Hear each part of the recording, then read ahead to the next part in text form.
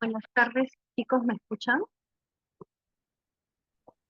Sí, doctora, buenas tardes. Tal. He enviado al meeting, al chat, un form que es como un pretest. Por favor, vayan llenando mientras voy entrando por otros Zooms para poder compartir mis diapositivas, ¿sí?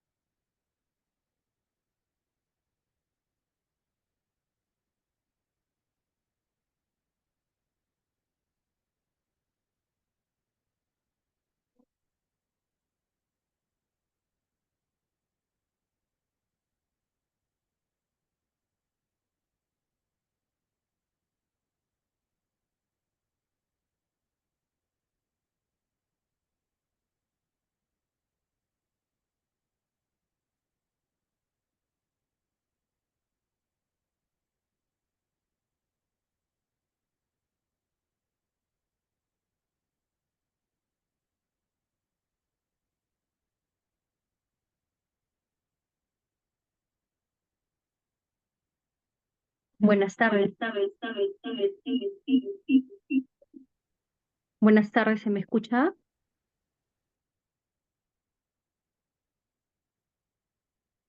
Buenas tardes, doctora. Sí se la escucha. Sí, perfecto, empezamos entonces. ¿Llenaron el form?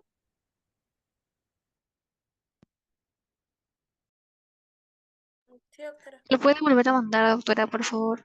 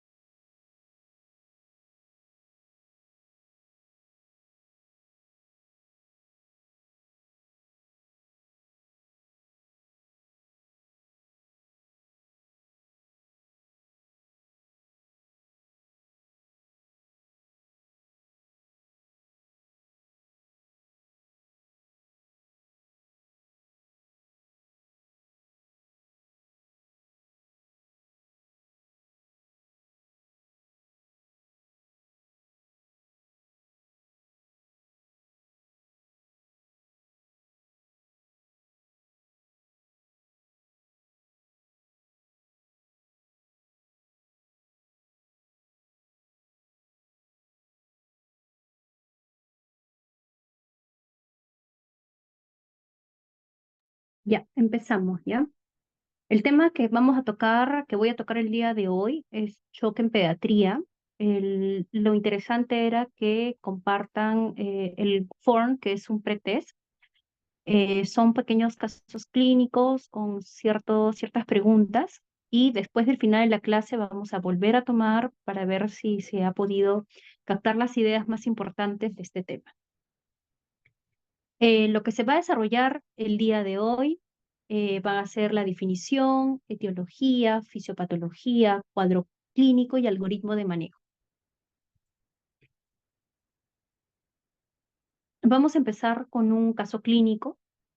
Tenemos un paciente varón de 5 años que presenta un cuadro de fiebre de 39 grados, de 6 días de evolución, un cuadro respiratorio que se va empeorando conforme evoluciona, con un mayor distrés respiratorio. Además de ello, el paciente no orina mucho y la madre lo nota pálido. Por ello, la madre lo lleva a emergencia, donde lo encuentran con una frecuencia respiratoria en 45 por minuto, una frecuencia cardíaca en 130 por minuto, una temperatura en 36,5, una presión arterial 65 con 50 milímetros de mercurio, un muy mal patrón respiratorio, una piel fría y reticulada y un llenado capilar mayor a 3 segundos, además que el paciente se encuentra somnoliento. Este caso clínico es para que fijen más o menos cómo se puede presentar el shock en un paciente pediátrico, qué signos y síntomas pueden presentar. Posteriormente, conforme vayamos avanzando en la clase teórica, van a poder evidenciar o mejor dicho, correlacionar lo que yo les voy comentando les voy relatando en la clase teórica. Ustedes van a ir haciendo correlación con este caso clínico para que puedan entender mejor qué significa el shock en pediatría. Bueno, la definición, para empezar, se considera el shock como un síndrome agudo. Sabemos que el síndrome es un conjunto de signos y síntomas. Además de ello, se caracteriza porque hay una insuficiencia circulatoria generalizada que va a impedir el correcto aporte de oxígeno a los tejidos, provocando de esa forma una disminución de la perfusión tisular. Por lo tanto, no se cubren las demandas de oxígeno de los órganos y tejidos vitales.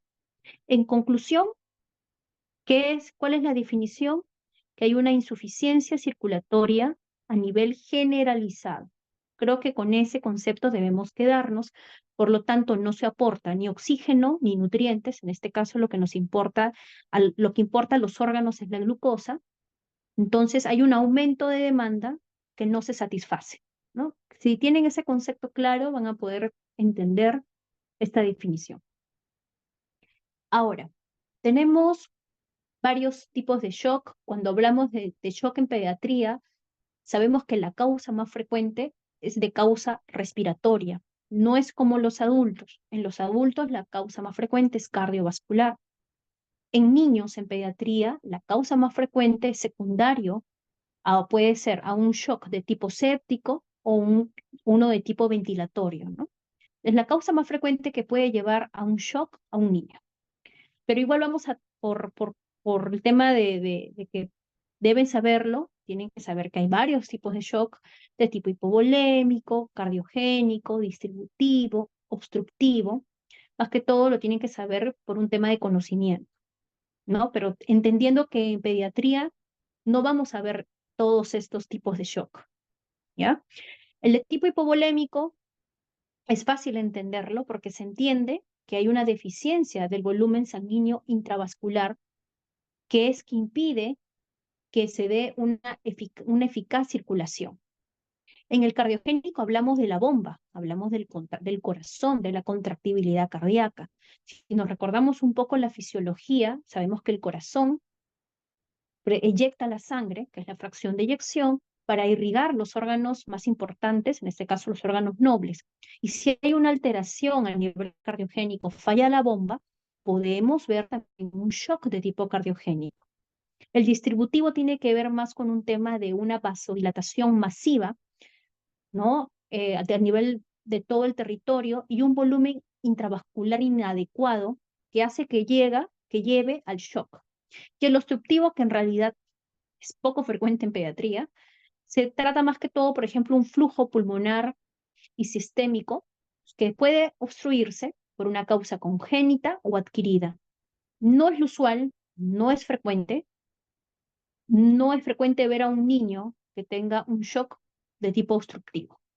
De todo lo que vemos acá, quizás lo que podamos ver más frecuentemente es de tipo hipovolémico, las deshidrataciones severas. Esos pacientitos que no reciben a tiempo los fluidos pueden ir al shock.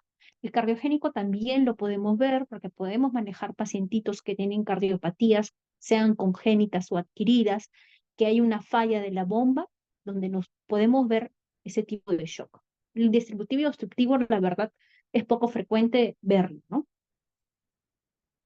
Ahora, en cuanto a la etiología, el hipovolémico es fácil entenderlo, o sea, hay pérdida de líquidos, de electrolitos, que nos puede llevar a un shock de tipo hipovolémico. Un paciente con una diarrea, con deshidratación severa, vómitos inconversibles y no reciba una hidratación adecuada, paciente con poliuria, o producto de un traumatismo, que se produzca, que lleve a una hemorragia, ese paciente también se puede chocar. Producido también por un tercer espacio. Los pacientes quemados en realidad es otro capítulo aparte, es otro tipo de manejo de shock, pero también te lleva a un shock de tipo hipovolémico. Y bueno, en neonatitos se puede producir por aportes insuficientes. De tipo cardiogénico, como le digo, también lo podemos ver en pacientes en edad pediátrica.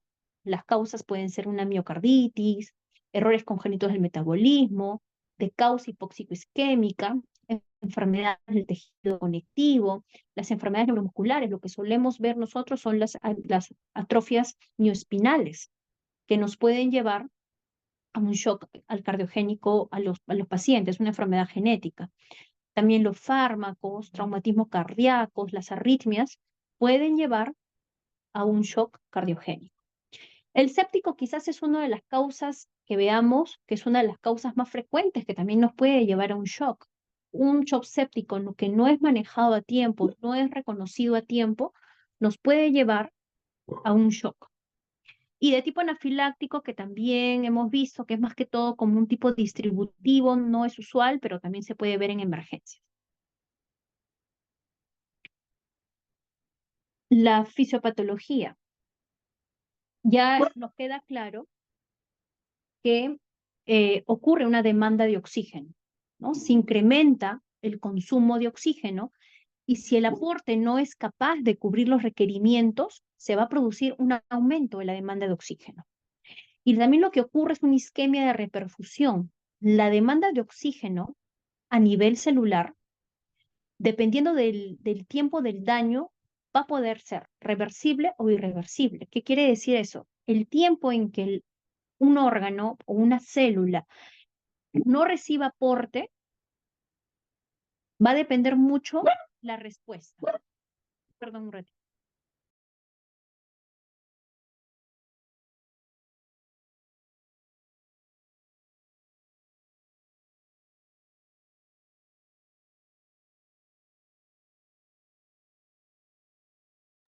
Entonces, tenemos que la demanda de oxígeno que tenga una célula es importante. Por ejemplo, ¿qué es lo que se sabe? Mientras más tiempo una célula no tenga una perfusión sanguínea, va a llevar a una disminución de la célula de oxígeno y si pasamos más tiempo, puede llevar incluso a la muerte de la célula. Por eso es importante que uno detecte a tiempo el shock para poder evitar mayor daño celular.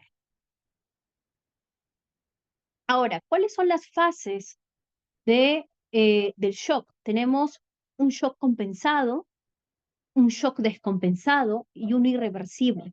La idea es detectar a un paciente que se encuentra en un shock compensado. Ver a un paciente que probablemente estemos a tiempo de manejarlo. Muchas veces suelo escuchar cuando uno pregunta de shock, automáticamente me dicen presión arterial baja. No es así. La presión arterial es lo último que se altera en un paciente. Cuando ocurre eso, probablemente ya estamos en un shock descompensado e ingresando probablemente a un shock irreversible, donde el tema de resucitación con fluidos quizás pueda responder o no pueda responder, disminuyendo o aumentando, mejor dicho, la mortalidad en el paciente. Entonces tenemos que tener claro estos escenarios de la fase de shock compensado. Ante el aporte insuficiente de nutrientes se produce una respuesta humoral, que quiere decir que fisiopatológicamente nuestro cuerpo va a responder al aporte insuficiente. ¿Cómo lo hace?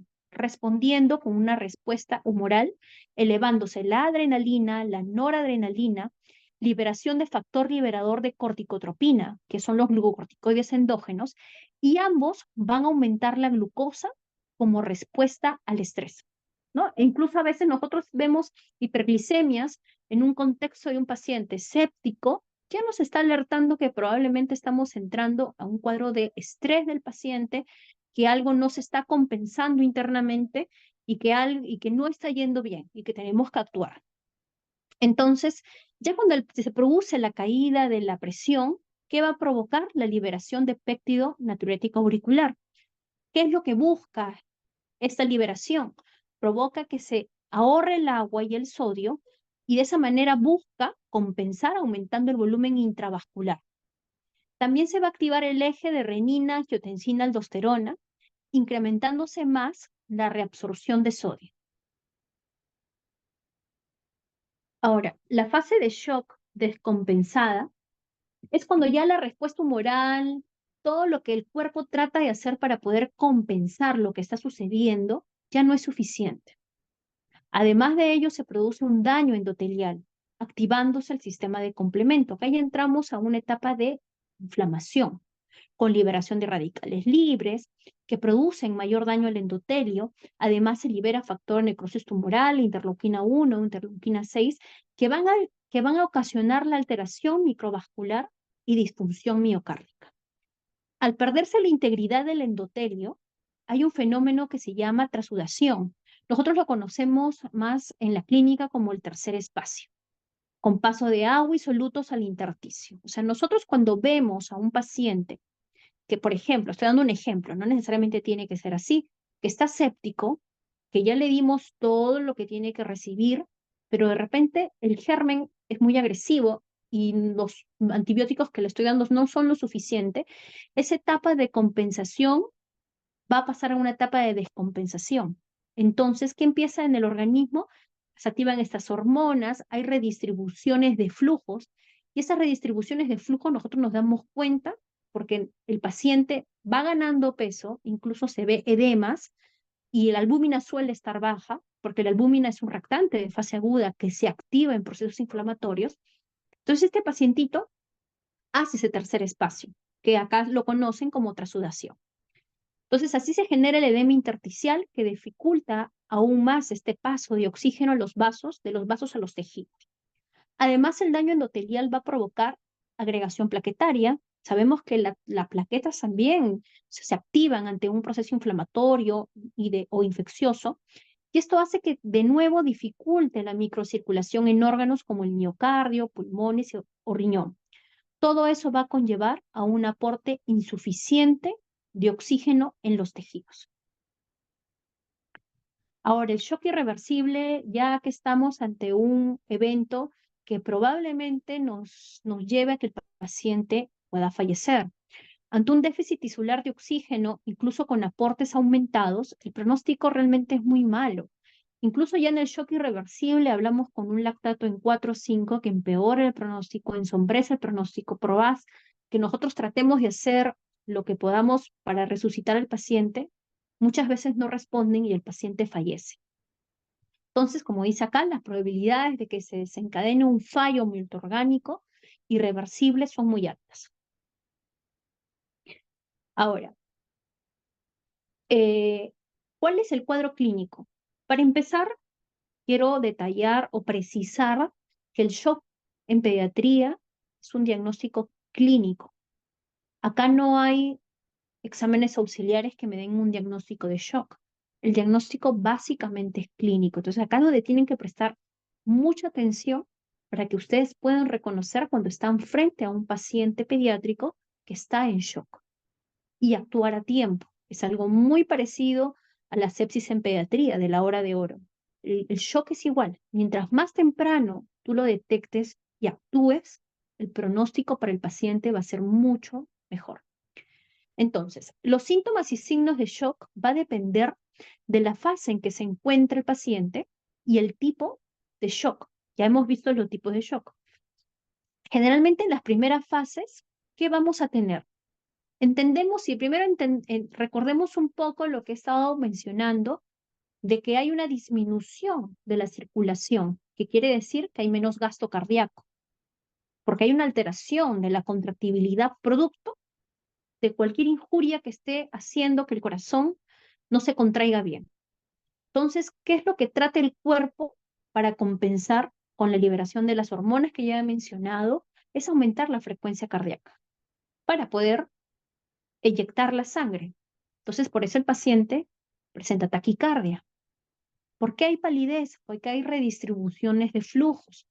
La poca sangre que se eyecta, se trata que vaya a los órganos nobles. Hay una vasoconstricción periférica. Muchas veces cuando se altera la parte circulatoria, concomitantemente altera la parte respiratoria. El paciente empieza con distrés, polipnia, trata de captar más oxígeno del medio ambiente. Si eso no se logra corregir a tiempo, va a progresar la confusión, porque no está llegando adecuada perfusión a nivel cerebral, tampoco aportes de nutrientes y probablemente esté reteniendo CO2. Entonces eso lleva a que el paciente se vea afectado desde la parte neurológica. La oliguria también es muy importante. Yo diría, me atrevería a decir que sería uno de los signos que nos hace pensar en el paciente que algo no está bien. Un paciente escéptico, que su PC, que quizás la evolución no es buena, que sigue febril, uno como médico también ve lectoscopía, no luce bien y encima que no orine, ya me está haciendo pensar que el paciente probablemente está entrando en un shock. Y la oliguria es porque el gasto cardíaco está disminuido, hay redistribución de flujo, o sea, se trata de priorizar órganos nobles. Entonces, por eso es oliguria. Y hay signos de hipoperfusión cutánea y afectación de órganos. Por eso es tan importante que nosotros podamos hacer un buen examen físico. En lo que es el llenado capilar, si es más de 2 segundos, nosotros estamos pensando que este paciente está hipoperfundido, no le está llegando el aporte sanguíneo o circulatorio que realmente requiere, ¿no? Ahora, esos son los síntomas más comunes: taquicardia, polipnia, frialdad cutánea, piel moteada o reticulada, pulsos disminuidos, oliguria, alteración del estado mental, puede haber hipotensión, pero como les digo, este signo clínico es el más tardío. No se confíen. No esperen que el paciente esté hipotenso para decir, oh, sí estamos frente a un shock. Basta que el paciente esté taquicárdico y no luzca bien o tenga un eh, llenado capilar prolongado para que yo ya estar pensando que estoy frente a un shock. Entonces, bueno, dependiendo del tipo de shock, ahí tienen lo que pueden ver, pero en general, llévense estos de acá, ¿no? Estos de acá tienen que tenerlos presentes, ¿no? Y es lo que había mencionado o les había puesto en el form, ¿no? Para que puedan ver. A ver, cuadro clínico según tipo de shock. Tenemos dos tipos de shock, el shock caliente y el shock frío, que vamos a encontrar en un paciente con shock caliente, ¿no? Generalmente tenemos a un paciente solo con taquicardia y el llenado capilar está normal, la presión arterial, la piel no está fría, está, digamos, caliente, entonces estamos frente a un shock caliente. Pero basta que esté taquicárdico o no luzca bien, yo digo, este paciente tiene shock y tengo que actuar. El shock frío es un paciente más bien que tiene una piel pálida o moteada, hay un llenado capilar lento, ya hay frialdad en las extremidades, taquipnia, taquicardia, pulsos periféricos débiles, oliguria, alteración del sensorio. Voy a dejar no tan preciso la hipotensión arterial porque no quiero que se confíen que sea el único signo de shock frío. Ya es lo último, acuérdense. Hipotensión ya es lo último, probablemente un shock irreversible. Volvemos al caso clínico. Entonces, eh, tienen ahí el form. Les pido unos 3 minutitos para que lo vuelvan a ver con lo que les lo que he estado exponiendo. Traten de volverlo a hacer para poder yo observarlo acá y ver qué han captado hasta este momento, por favor.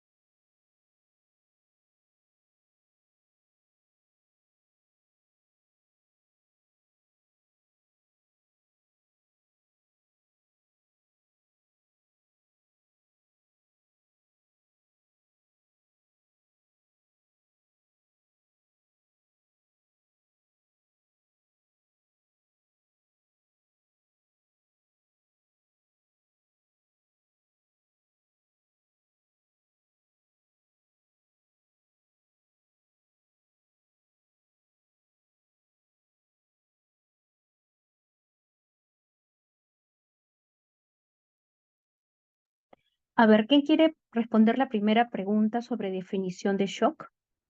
¿Cuál les parece la alternativa correcta?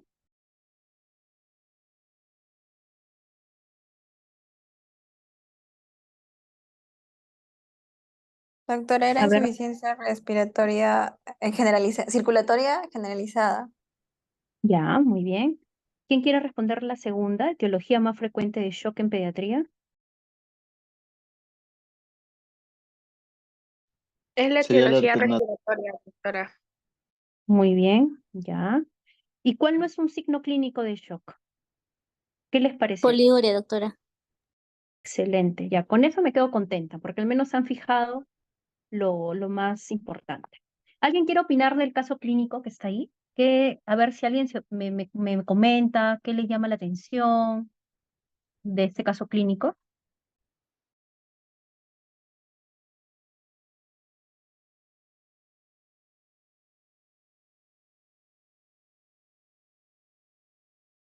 ¿Nadie quiere opinar?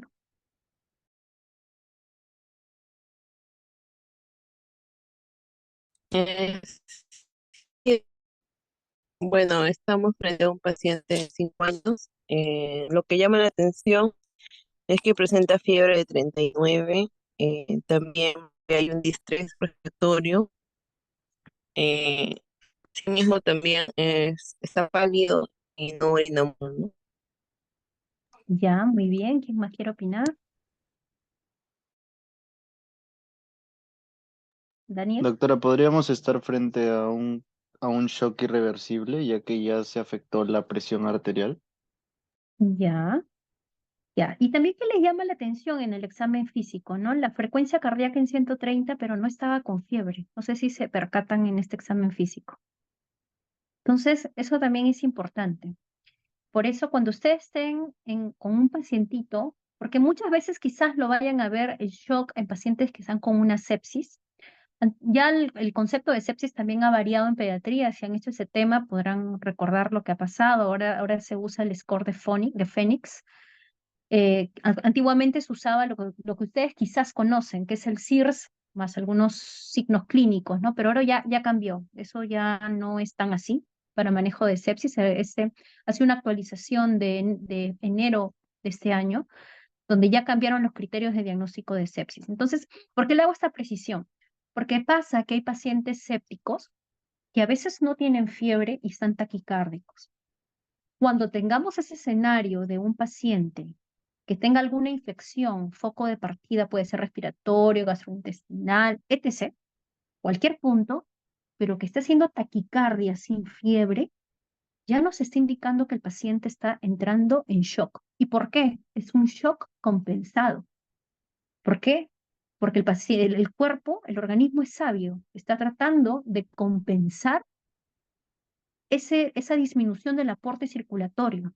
Entonces, el paciente séptico con taquicardia debemos tomarle mucha importancia, estar vigilándolo, ver diuresis, ver presiones, ver su sensorio, si es posible tomar exámenes, que ya les digo, el diagnóstico de shock es clínico, pero sin embargo los exámenes nos ayudan a ver, por ejemplo, si un PCR ayer estaba en 6 y hoy día que el paciente lo veo un poco más deteriorado, no está con fiebre, pero está taquicárdico y el PCR de hoy día está en 15, obviamente me está hablando que el componente inflamatorio o infeccioso está avanzando. Entonces tengo que actuar. Quizás a este paciente le tenga que poner su vasopresor, pasarle fluidos, pedirle su AGA, monitorizar mucho mejor la parte de la diuresis, si es posible oxígeno. A pesar que el paciente sature bien, se le aporta oxígeno para mejorar la distribución del poco oxígeno que tiene en su cuerpo por esa demanda de oxígeno que existe a nivel tisular para que pueda redistribuirse mejor el oxígeno, ¿ya? Espero que esté claro. Voy a seguir avanzando. Entonces, como les digo, el diagnóstico es básicamente clínico. Es muy importante que la realización de pruebas complementarias nunca demore el inicio del tratamiento del shock. Por eso les hago el hincapié. El diagnóstico es básicamente clínico, por lo tanto, actúen con la clínica. Es muy importante que los exámenes nos ayudan, sí, pero no son determinantes para tomar decisiones, ¿no? Al menos en pediatría. Si bien es cierto, el AGA es un examen rápido, lo obtienes rápido y nos habla del medio interno del paciente. Si estamos pensando, recordando un poco de lo que es insuficiencia circulatoria, menos oxígeno a nivel de las células, metabolismo, recordemos un poco la bioquímica, del metabolismo aeróbico pasamos a un metabolismo anaeróbico donde aumenta el lactato. Entonces en el AGA podemos ver el lactato, ¿no? Por eso sí nos va a ayudar, pero como les digo, si no lo tenemos a la mano, tampoco debemos decir no voy a hacer nada, no, igual actuemos. Ya, esos son exámenes que se pueden tomar, que si bien es cierto, no necesariamente tenemos que tomarlo, pero son exámenes que quizás nos puedan ayudar, ¿ya?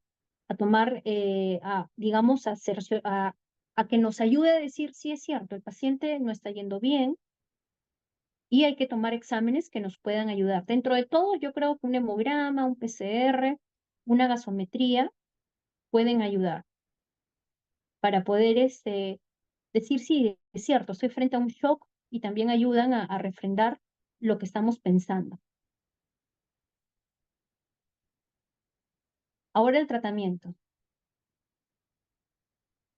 El tratamiento hay una fase que es de resucitación, ¿no? Si entendemos bien claro que hay una disminución de la circulación, tengo que aumentar el volumen, por lógica, ¿no? El volumen intravascular del paciente. ¿Y cómo lo hago? Lo hago con soluciones. Si ustedes creo que han tenido sus clases también del ABC, del triángulo, ¿no? De reconocimiento, es importante también en este momento, o sea, tienen que aplicarlo. Por eso les menciono, un paciente que no necesariamente desatura, pero estoy frente a un shock compensado, le tengo que aportar oxígeno. Entonces le puedes colocar una canulita binasal, aportas el oxígeno, vas pasándole volumen, puede responder, si responde al volumen, buena hora, ¿no? Buena hora, disminuyó la taquicardia, empezó a orinar, su llenado capilar mejoró, solo aplicando volumen. Puede pasar, bacán, entonces sigo bien con el paciente, no necesito usar vasopresores. Pero si estoy con un paciente en el cual le paso fluidos, le pongo oxígeno y sigue taquicárdico, no orina, lo sigo viendo mal y el llenado capilar sigue igual, en ese tipo de pacientes ya tengo que valorar el uso de un vasopresor, incluso de un inotropo, ¿no? Que no quiero mucho entrar a este detalle porque es un poco complicado de entender, Pero la idea es que ustedes reconozcan que están frente a un paciente con shock. Y segundo, lo básico que tienen que hacer. Como les digo, lo básico que uno tiene que hacer, sean pediatras o no, médicos generales, es a brindarle oxígeno, aportar oxígeno, pasar volumen y evaluar al paciente. Es una evaluación constante. Evaluación constante. Si el paciente estaba con taquicardia, pues debió mejorar con el volumen. Si mejoró, está muy bien. Y si no, seguir observando. ¿Ya? Y si no mejora, y ahí recién se puede iniciar estas infusiones, por decirlo así, de dobutamina, epinefrina, norepinefrina. Entonces, en casos excepcionales, cuando un shock no mejora, cuando le paso volumen, le paso vasopresor, y el paciente lo veo peor, con mayor distrés, con mayor polimnia, y aparte que está con su cánula y no mejora, tengo que intubar al paciente.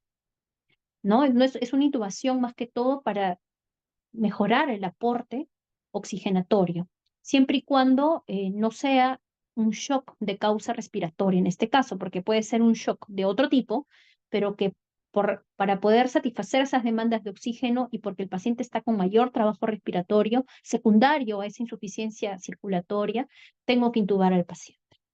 ¿Ya? Ustedes saben que todo paciente que está mal, que puede tener el riesgo de descompensarse, se tiene que canalizar 2 accesos vasculares. Lo ideal es eso, pero basta que uno canalice uno para colocar o administrar la fluidoterapia. Se deben administrar bolos rápidos de cristaloides isotónicos, sueros salinos, lactato de Ringer, generalmente están en las UCIs o en emergencias, o albúmina al 5%. Se puede usar, había antes mucha controversia sobre cuál solución usar, es la que tengas a la mano. Donde tú estés, la que tengas. Si estás en una emergencia, en un centro de salud, en tus serums, si tú tienes tu suero salino, con tu suero salino tratas de solucionar, tratas de administrar los fluidos para que el paciente pueda revertir el shock. Obviamente, si estás en una emergencia, en una UCI, usas probablemente lactato de Ringer o albúmina al 5%. ¿Qué volumen le doy? 20 ml kilo. Anteriormente se decía hasta que el paciente presente congestión, estertores. Actualmente ya no, las guías son menos, ¿cómo decirlo? Las guías mencionan que uno más bien debe fijarse más que en los estertores, ver la recuperación de los signos que llevaron al shock. Como les decía, si está taquicárdico, le paso volumen y al segundo bolo mejora, me quedo ahí. Si el paciente no orinaba y al segundo o tercer bolo orina, lo dejo ahí. Si el paciente al segundo bolo mejora la perfusión, el color, lo dejo ahí. ¿Ya? A eso se refiere. Como máximo se puede dar de 40 a 60 ml kilo de fluidos. ¿Por qué como máximo? Porque ya no puedo administrar más volumen de 40 a 60. En ese caso ya recurro a los vasopresores. Ahora, puede ser el caso que el paciente, aparte de shock por el tema de que no hay flujos a órganos importantes, que no lleve los metabolitos, en este caso la glucosa, puede ser que el paciente además presente hipoglicemia. Entonces ahí hay que pasarle su glucosita al 10% a 2.5 ml kilo. En los casos de shock refractario a líquidos, debe iniciarse, como le digo, de manera precoz, vasopresores e inotropos, sin demorar esta terapia, ¿no? Si bien es cierto, antiguamente se pensaba que los inotrópicos y los vasopresores solo debían pasarse por vía central.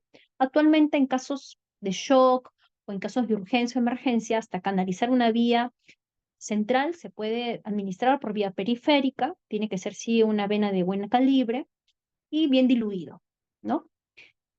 Ahora, como les comentaba del shock séptico, es de vital importancia iniciar la antibioticoterapia de amplio espectro de la manera más precoz. Hablaba de la hora de oro. Mientras más antes, mejor, menos riesgo, menos mortalidad en el paciente. Eso seguro lo van a tocar cuando hagan el tema de sepsis en pediatría.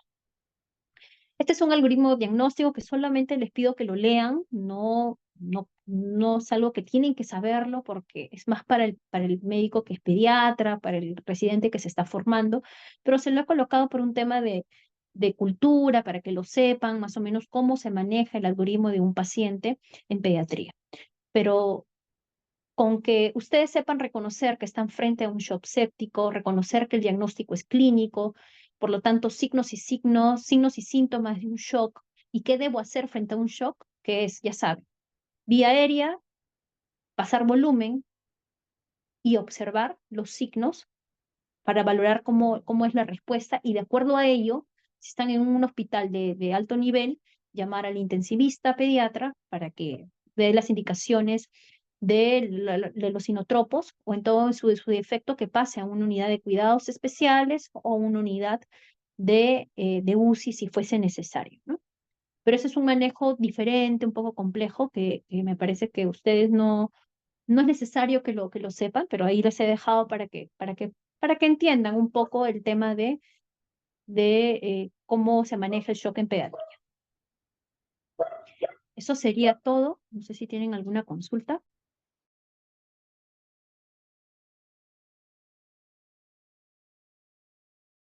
Doctora, una consulta. Sí, Doctora, dime. sí, Sí, te escucho. cuando mencionó de que si veíamos cualquier mejora de al menos un signo, por ejemplo la taquicardia o si ya Ujú. comienza a orinar el bebé, ¿nos quedamos en ese volumen que hemos estado y ahí lo mantenemos o cómo? No, le pasas, ya, claro, obviamente que después del volumen de resucitación que sea en bolos, le vas a dar su hidratación, ¿no? No le vas a dar una hidratación basal, pero sí le puedes dar una hidratación como si fuera un deshidratado severo, ¿no? Algo así, o sea, para que no se compliquen mucho. Pero ustedes básicamente lo que tienen que aprenderse, o sea, está bien tu pregunta, pero tienen que precisar más que todo el tema de estar frente a un shock y qué le doy, ¿no? Ya el resto es manejo ya del especialista. Ah, ya. Gracias, doctora. ¿Alguien tiene otra consulta?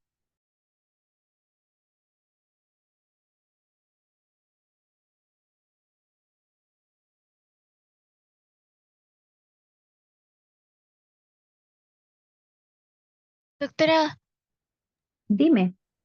en la pregunta, en la última pregunta que mencionaba sobre los signos, se refería a la presión arterial media, ¿no? Menos de 65. Es media. Acuérdense que en pediatría las presiones es de acuerdo al grupo etario, ¿no? No todas tienen la misma presión arterial media, pero sí, es la presión arterial media.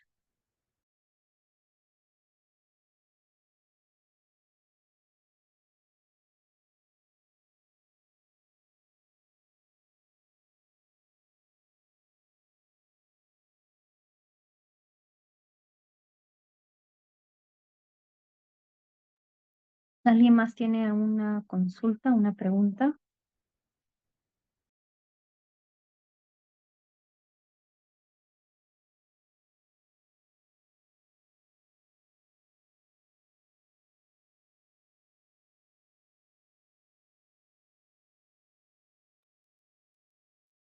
Bueno, en todo caso, si tienen alguna duda, ya saben que, bueno, mi grupo, los que están en la Revaliati saben que estoy ahí, cualquier duda, consulta, se las puedo resolver.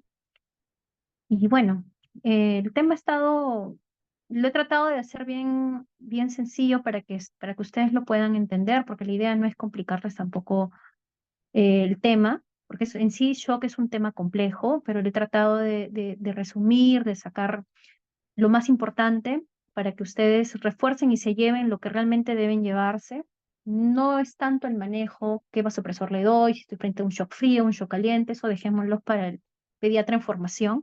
Ustedes básicamente tienen que reconocer los signos clínicos de shock, saber qué voy a hacer frente a un shock y el resto ya no es tan importante, digamos, que ustedes lo manejen porque eso sí es manejo del especialista, ¿ya?